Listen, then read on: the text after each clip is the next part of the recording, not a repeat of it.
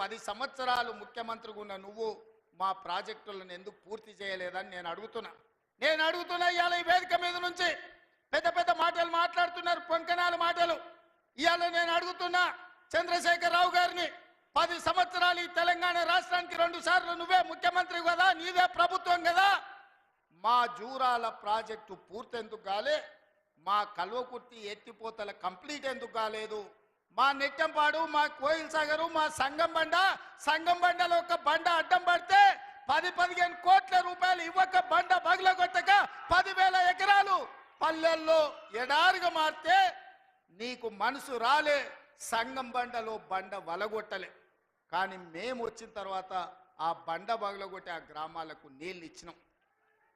ఇవాళ కోయిల్ సాగర్, ఇవాళ మీ ఆర్టీఎస్, ఇవాళ ఈ ప్రాంతంలో ఉండే ఏ ప్రాజెక్ట్ అయినా ఎందుకు 10 ఏళ్లలో పూర్తి చేయలే?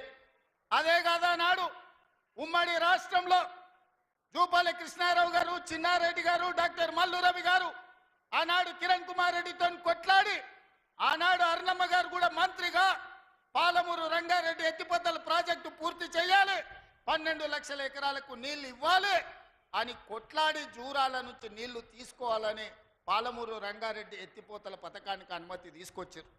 16,000 కోట్లతోని ప్రాజెక్టు మంజూరైంది. 35,000 కోట్లు మొత్తం అంచనాలు వేసి టెండర్లు పిలిచిండ్రు. కానీ చంద్రశేఖరరావు వచ్చిన తర్వాత ప్రాజెక్టుల రీజైనింగ్ పేరు మీద 35,000 కోట్ల రూపాయల ప్రాజెక్టును 55,000 కోట్ల రూపాయలకు పెంచిండు.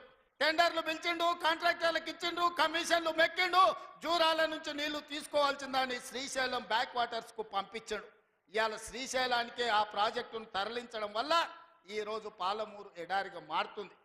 10 ఏళ్లలో పాలమూరు రంగారెడ్డి పూర్తి చేసిన, కల్వకుర్తి పూర్తి చేసిన, భీమా నెట్టంపాడు, కోయిల్ సాగర్, రాజోలి బండ పూర్తి చేసి ఉంటే, తుమ్మిళ్ళ ప్రాజెక్టును పూర్తి చేసి ఉంటే ఇవాళ ఆంధ్రప్రదేశ్ మనకు అభ్యంతరం పెట్టకపోయి ఉండే.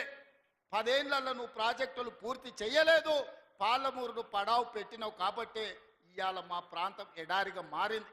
ఆనాడు 2014లో నేను కొట్లాడి తెచ్చిన మక్తల్ నారాయణపేట కొడంగల్ ప్రాజెక్టు ఒకనాడు ఉమ్మడి రాష్ట్రంలో రాజశేఖర రెడ్డి గారు ముఖ్యమంత్రి ఉన్నప్పుడు దివంగత నాయకుడు చిట్టెం నర్సిరెడ్డి గారు మొట్టమొదట ప్రస్తావించండు మక్తల్ నారాయణపేట కొడంగల్ ప్రాజెక్టు గురించి.